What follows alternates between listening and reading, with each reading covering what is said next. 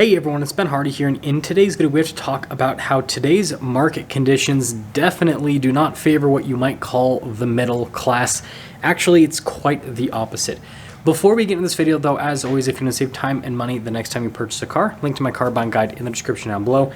And then if you want to see more videos just like this, then I recommend you subscribe because I post content every single day. Let's get into it.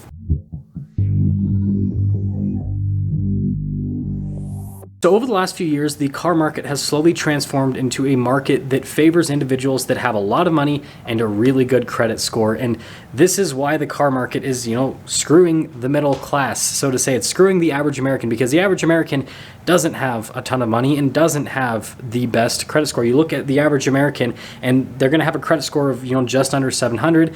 And although the savings rate is higher now than what it was prior to the pandemic, most people on average only have like a few $1,000s in saving, which is not nearly enough to pay for a car outright. Well, I guess there are some cars, but a brand new car, definitely not. I mean, the average price for a brand new car is close to $50,000.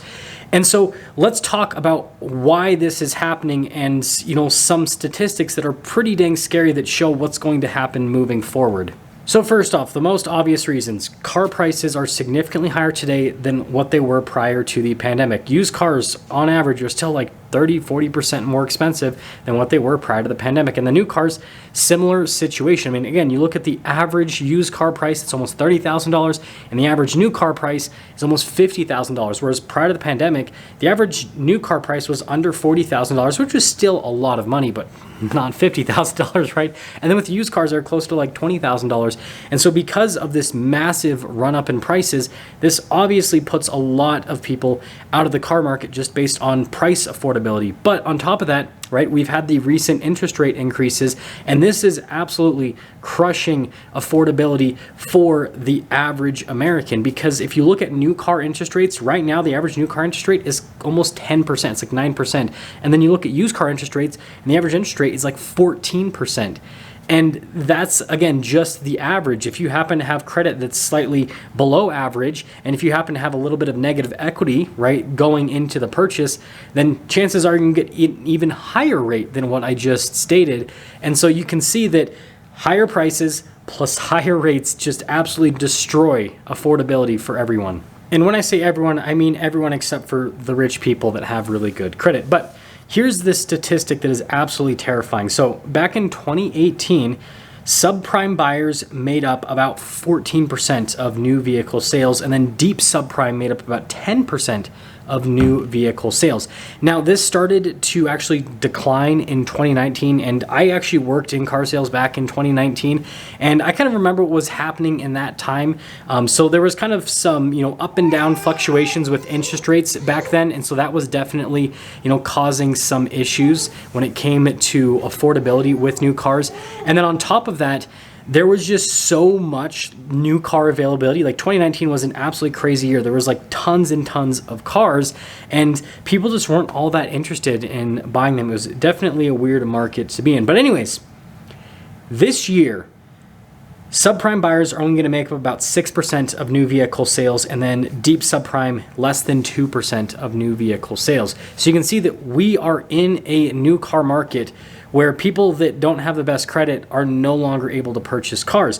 And so what this is doing is it's pushing automakers, right, to stop building the cars that subprime and deep subprime typically purchase, because they're no longer purchasing new cars because they can't, because of affordability. And so this is part of the reason as to why we keep seeing these increases in new car prices, is because all of the automakers go, well, we aren't going to be selling these affordable cars, and so let's just keep building the more expensive vehicles. And you don't have to be a car market genius to realize that this is not good news, because it's kind of like a positive feedback loop where the automakers are going to keep selling fewer and fewer affordable cars because the market conditions do not favor individuals that typically purchase these more affordable cars.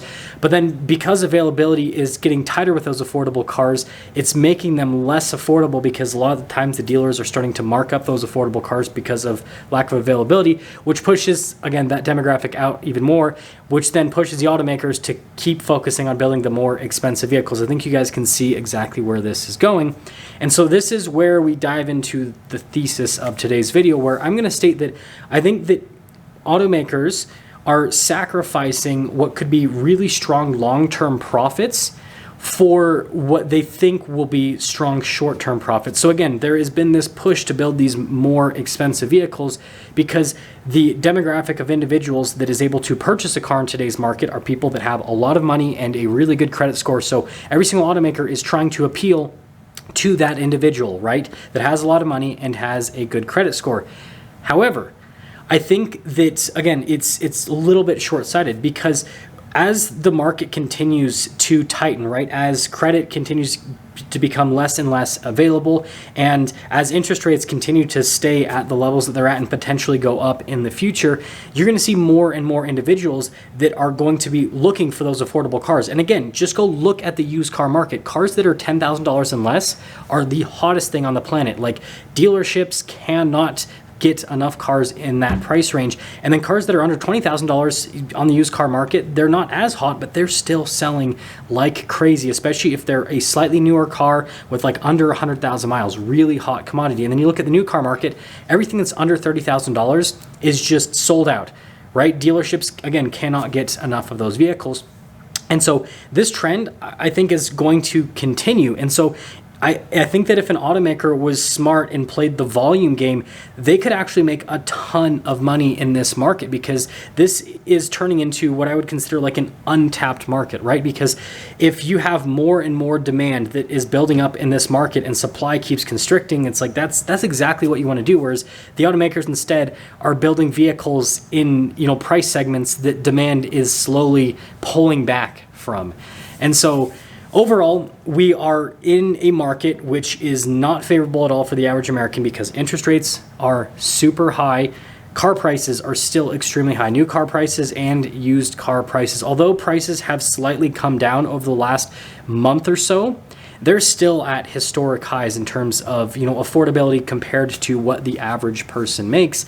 And so the only remedy for this situation with everything that's happening in the new car market and the used car market is actually for automakers to build more affordable cars, because when it comes to the used car market, supply is just super limited, and that is not going to change anytime soon, because we don't have enough people trading in their cars for supply to build up. And so yeah, it's a crazy situation. Let me know what you guys would want to see to kind of remedy the situation, or have you changed what you're looking for in a vehicle as the market has progressed? Like, were you maybe looking at something a little bit more expensive a year or 2 years ago, and now you're looking at something more affordable? Interested to hear that? I'll see you.